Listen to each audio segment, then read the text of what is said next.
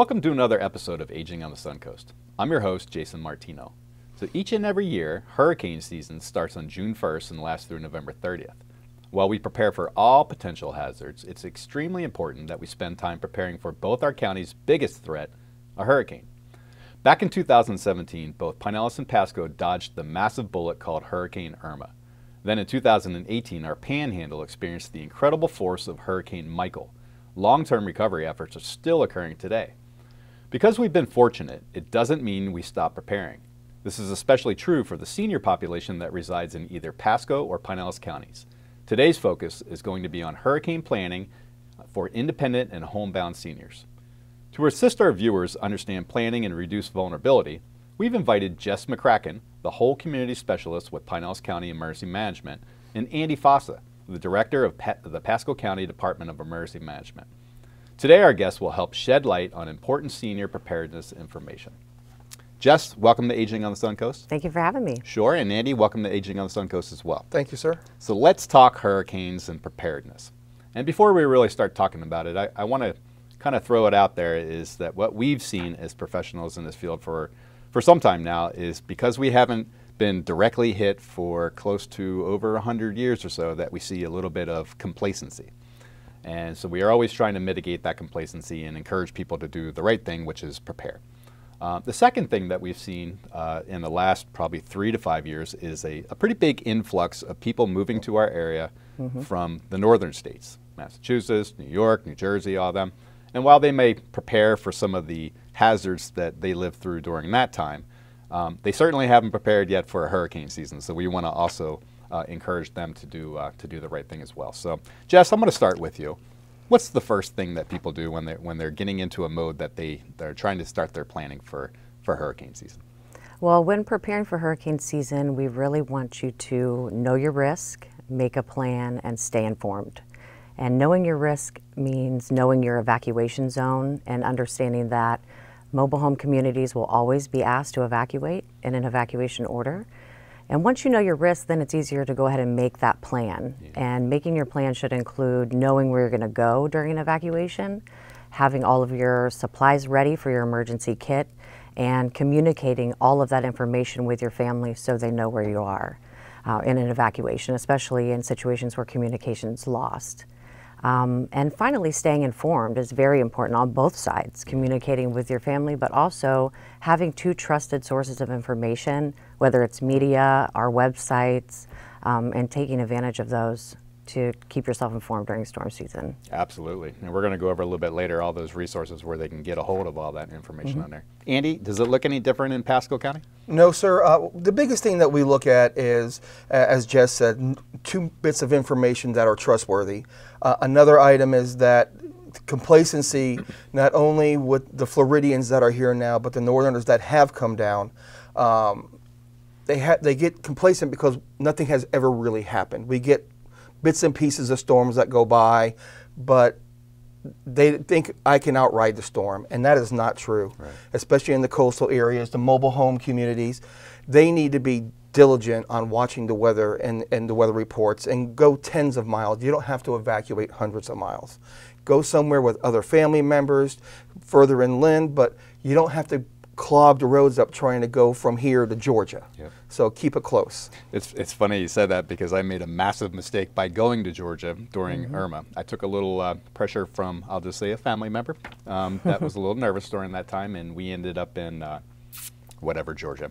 And getting back was less than fun. So you're exactly right. Staying close but safe is definitely a good goal. So Andy, we talked about those vulnerable communities. How do people in Pasco County find out what evac level they are? So we have the Pasco County Disaster Guide, which is online. It shows a map of it.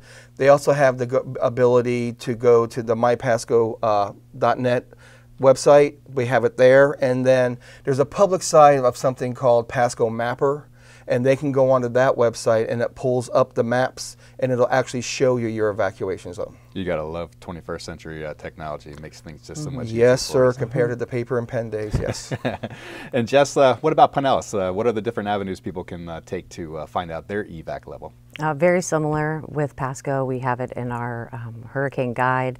You can also go to our website to check your evacuation zone.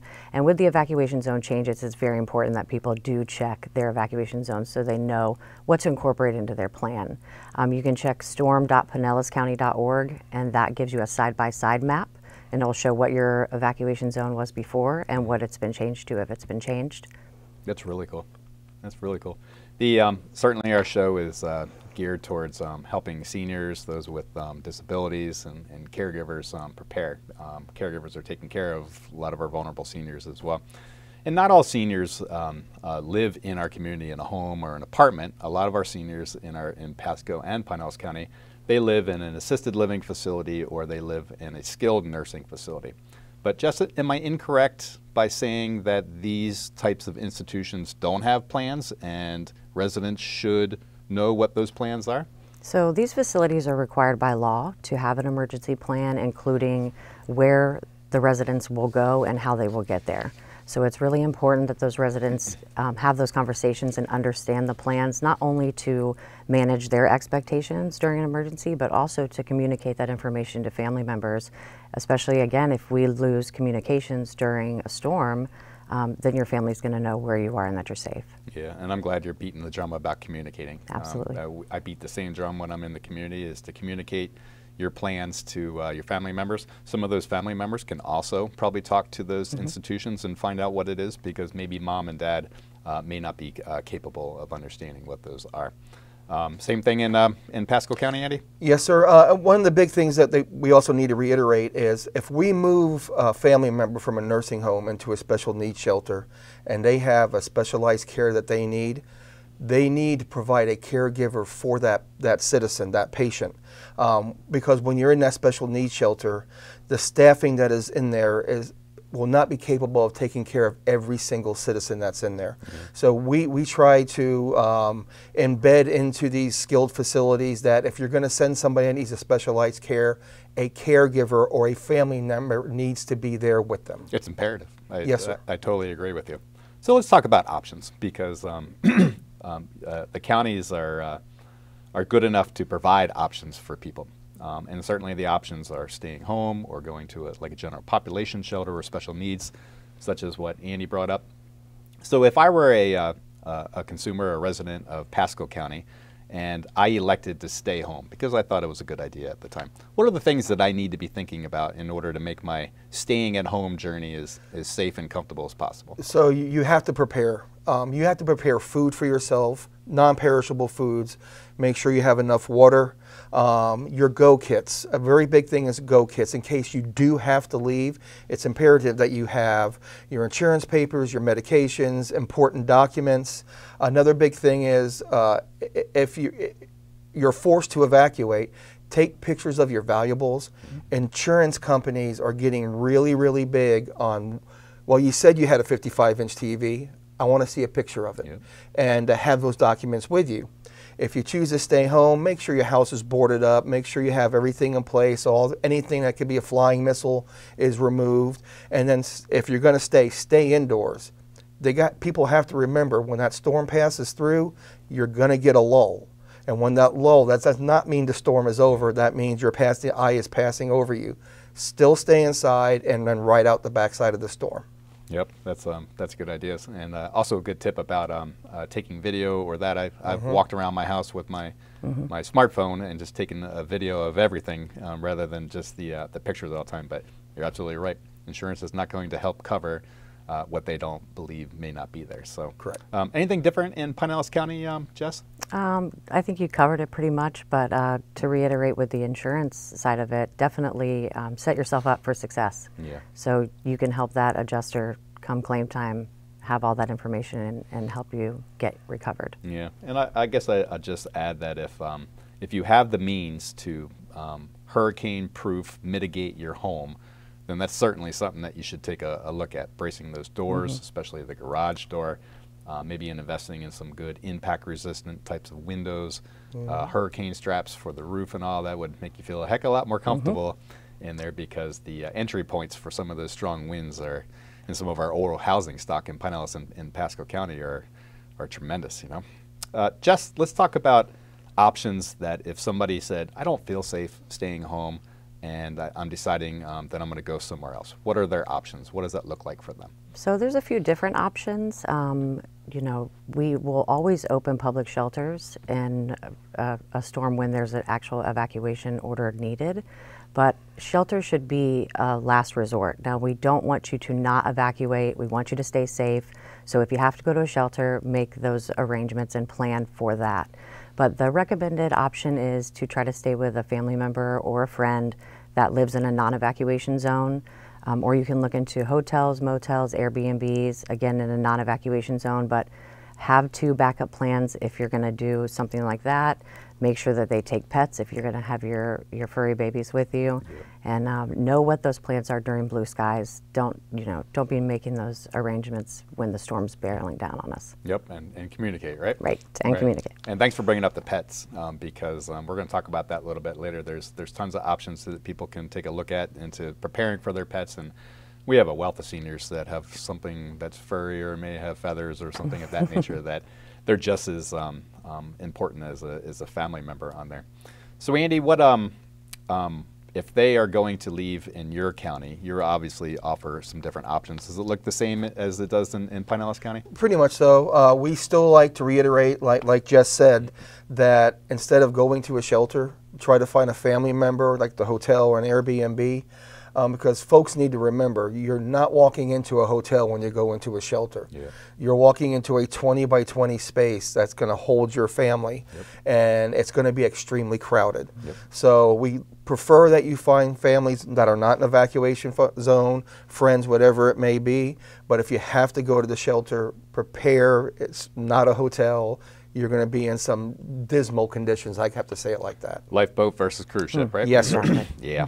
So Pasco County, as long as I've worked with you all, and in Pinellas County we have, and you brought it up earlier, the term special needs shelter. What is a special needs shelter?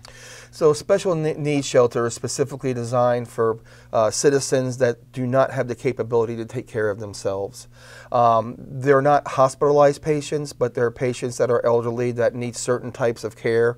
They might be oxygen dependent, they might be electrical dependent, and that's the basic need for that shelter.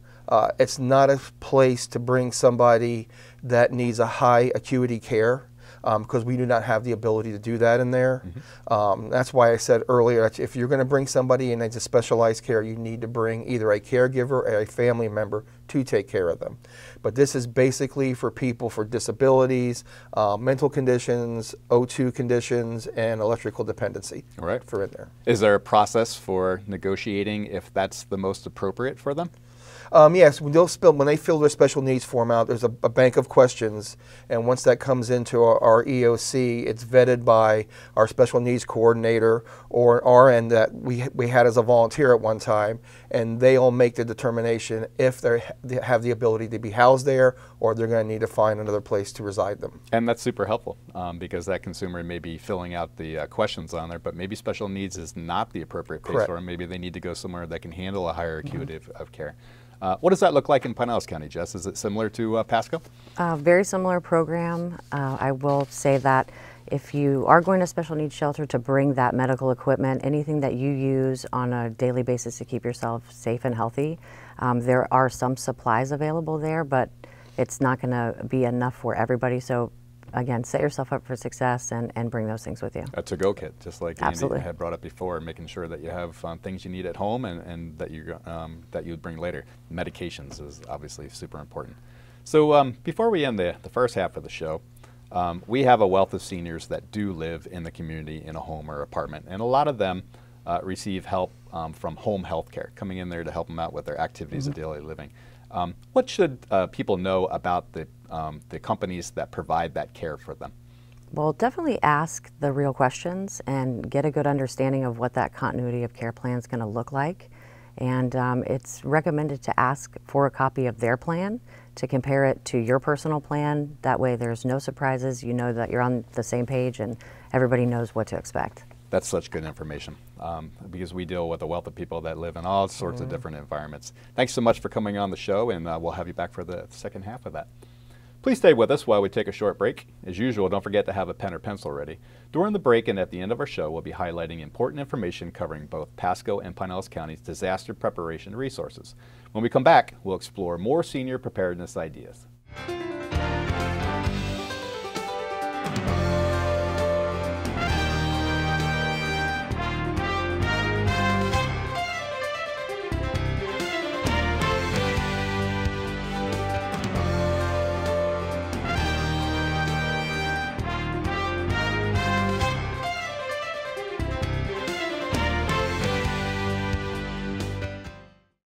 Many of us don't want to believe that elder abuse, neglect, or exploitation can happen to a family member, a friend, or even ourselves. Elder abuse is a growing problem and is severely underreported. Many victims are reluctant to report due to fear, embarrassment, shame, or guilt. In order to prevent elder abuse, we must take action. Don't be afraid to talk about the issue and report it to the Florida Abuse Hotline at 1-800-962-2873. Together, we can make a difference. Welcome back to Aging on the Suncoast. During the first half of the show, Jess McCracken and Andy Fossa helped us understand senior disaster preparation and sheltering options. So let's continue this conversation and talk about other simple ways we can prepare. Jess, Andy, welcome back to the show. Thank you. Yeah, Thank you all provided such good information on the first half of the show, and we're going to continue that. And we're going to probably talk about a little, some of the little microcosms that people are faced with when it comes to planning and all that. So Andy, I'm going to start with you.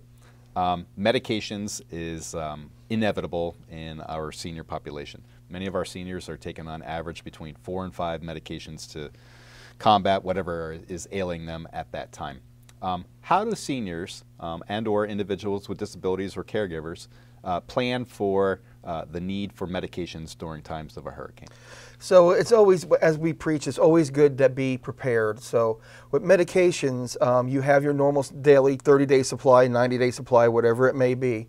However, when we're being threatened by a storm, the federal government, back with Katrina, went ahead and enacted a new law that gives pharmacies the ability to give you a 30-day emergency supply of the medications. So it's best to get with your doctor, it's best to get with your pharmacy, and go ahead and prepare for that. They're not going to give it to you under a blue sky day, normal day, but if we have an imminent storm coming in, the pharmacies will fulfill that obligation. Yep, you're totally right. And we found that pharmacists are a good resource, even in the blue skies, because somebody can go there and they can get a running list of what they have. I couldn't remember all the different meds I was taking if I was taking 6 or 7, nor the intervals I was taking it. Does it look any different in Pinellas County, Jess? Nope, it's pretty much the same, but take into consideration any medications that need to be refrigerated. Good point. That's a very big thing that you would need to plan for. Yep. So generator or ice packs, something like that. Yep, and part of your to-go kit or your stay-at-home kit, making sure that you have a way to refrigerate or keep that refrigeration on there as well. Excellent point. Jess, let's stay with you and let's talk about what we kind of brought up very lightly during the first half of the show. We talked about pets. Many of our seniors out there, they have pets with scales, pets with hair, pets with feathers, and these pets are seen just like children or grandchildren. Matter of fact, we've seen some cases where if they didn't think there was arrangements for their pets, they were going to stay home, and that wasn't the best case scenario for them. So what does pet preparation look like in Pinellas County? Like you said, pets are part of our family, so preparing for your pets very similar to preparing for yourself. You want to know where they're going to be going if they're not going to be staying with you. Preparing their go kit, so their crate, collar, leash, medications, food, and a comfort item, especially if you're going to be going to one of our pet-friendly shelters. Registration isn't required for the pet-friendly shelters, but be prepared to care for your pet. They're not going to be in the same area with you, but you will need to walk them, feed them, and Animal Services is on hand at the pet-friendly shelters to keep all the common areas clean. So that is an option for you. Yeah, and I think that's very tangential to what Andy was saying, is that while the county is providing a great amount of resources, we can't meet all the needs of the consumers or the residents, excuse me. have to do their part by helping to take care of it. Does it look the same in Pasco County as well, Andy? Yep, it sure does. The only thing that we require, and Jess pretty much covered everything, was that they have to bring their vaccination records with them in order to get in the shelter. If you bring an animal to the shelter, they have to have their vaccinations, or the shelter has the choice of not to take them. Yeah, but no registration, no pre. No, sir. Okay, that's good stuff to know. All right, so you guys, in addition to providing the options for where people can shelter and encouraging them to do the right things, you have so many logistics going on as well. And one of the things that's probably maddening is the development of your hurricane guide, but once it's out there, it's such a good guide. I've seen it 1,000 different times. I use it. I put it in our many of our consumers' hands as well. Andy, where can people find these hurricane guides in Pasco County? So they can find them a couple of places. One, mypasco.net website. We have it on there on the emergency management page. And we also have guides at emergency management, and we distribute them to the elderly population, especially the high hazard vulnerability zone. We actually mail them to each resident out there. Get out of here. No, sir. We actually do that. Our guide is a little bit different than the standard guide. We kind of broke away from the Tampa Bay Region Planning Council, and we did our own thing. So ours doesn't only encompass hurricanes, severe weather, tornadoes, sinkholes, all flooding, all those items. And then we have a very robust phone number listings for different departments and able to make contact with them. Yep, and I remember how quick you guys had to update it when the pandemic was in full swing. Still here, but not in the full swing it was before. Yes, sir. You come out with guides as well, if I remember correctly, that you do your own specific Pinellas County guide. Where do folks find the Pinellas County guide? We have electronic copies in English, Spanish, and Vietnamese on our website, and also ADA compliant in all 3 languages, which is a huge resource. You can pick them up if you need 5 or more copies. We have 2 distribution centers, Lealman Exchange, which is in Pinellas Park, and the center, which is in Palm Harbor. And then we have some in government buildings and town halls. And again, we delivered some to schools to hopefully those kiddos took them home and got them in the parents' hands. That's such a cool initiative. We did that as well. We found that sometimes as professionals that the people we were targeting weren't really listening to us so much. But if you put it in Johnny or Susie's hand and they were to explain the same information, that Grandmom and Grandpa generally would listen to what they said over there. I always thought that was a pretty cool initiative. While we're talking about initiatives, you guys are no strangers to living and learning, finding out what worked in the past and different ways to go forward and then be ahead of the curve, really. So Jess, let's talk about some of the initiatives that Pinellas County has that benefits the residents that live here. We have the Sheriff's Office Barrier Island Reentry Program, which is for the folks that work and live on the Barrier Islands.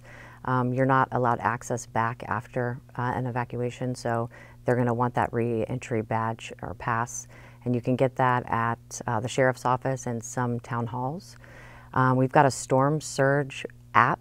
You can access that through our website, and it actually will show you in real time your address and what the storm surge will look like. It's a very cool app. Yep, I've used that app many times, and I actually redid it when the evac levels had changed, just to kind of make sure. But it's a pretty cool interactive app to kind of show you that in this kind of situation over here, your house could be inundated, it could not, in that sense. Alert Pinellas too, right?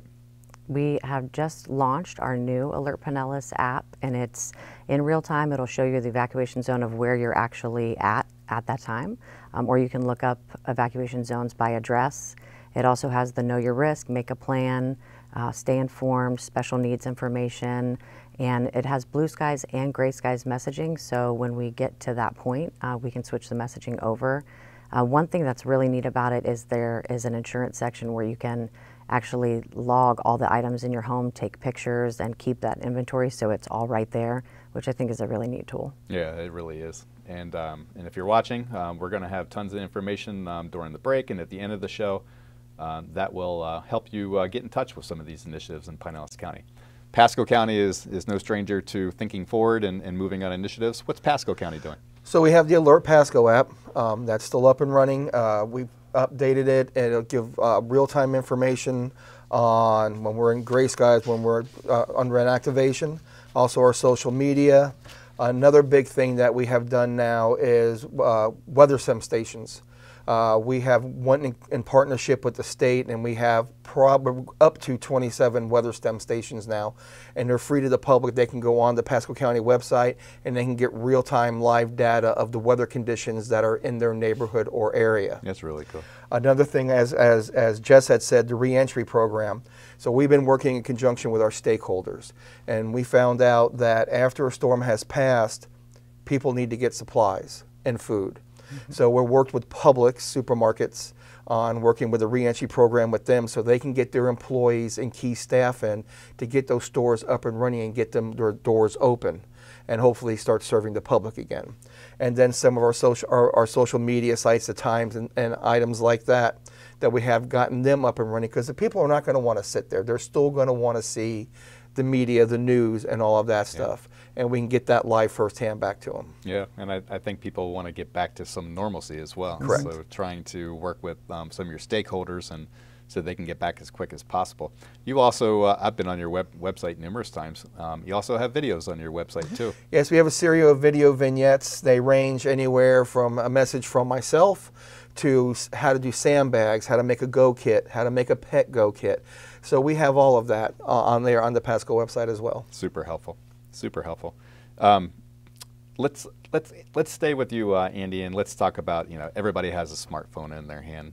Some know how to use it a little bit better than that. What types of apps and different types of helpful resources can people find on their smartphone for Pasco? So there's numerous ones. There's the Alert Pasco app. That's the biggest one. Another, I would watch weather ones, especially there's weather-related ones for storm predictions and items like that. I would pay attention to those. And don't be dependent on one app, because one app is going to give you one thing, another app is going to give you another thing. Use multiple apps and gain a census out of that. Study those so you can get a real-time idea of what's going on. And then, of course, our social media, Facebook app, Instagram, and I'm not going to say TikTok. TikTok, that's up and coming. We actually see a lot of things now being posted by governmental agencies that are using TikTok to put their messaging out. I think they have to. The world's gone in that direction over there too. Jess, what about smartphones in Pinellas County? Obviously, Ready Pinellas, but same channels, Facebook, Twitter. Also, Nextdoor is a really helpful app to use. Yep, I saw lots of information, especially during the pandemic on Nextdoor. I always use Nextdoor just to find things that I'd like to purchase, golf clubs and Absolutely. things like that. But I saw a lot of public information officer information going through that, and I guarantee you it got right to the households, just like you're sending these guides to people's houses. Jess, Andy, thank you so much for coming on our show. We covered so much information and all very valuable information. Residents in Pasco and Pinellas County they're really lucky to have you guys helping them prepare for these days there. Well, thank you very much. Thanks for I having enjoyed us. myself this morning. Good. We hope you learned a great deal from this month's broadcast. We also hope this episode helped you take this hurricane season as serious as you should. At the end of the show, we'll repost some valuable resources available to you. We'll see you next month, and until then, please stay safe and utilize all the resources these two emergency management offices have offered you.